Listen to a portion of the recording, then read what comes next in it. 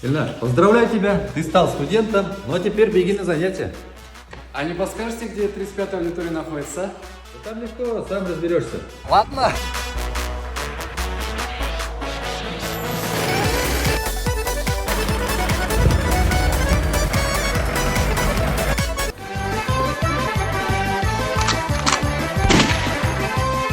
Понял.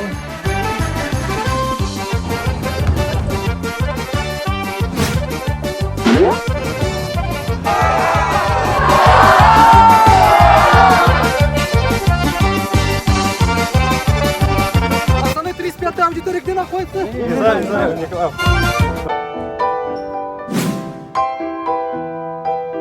Казанский там, аграрный университет он называется. Это один из лучших вузов нашей страны.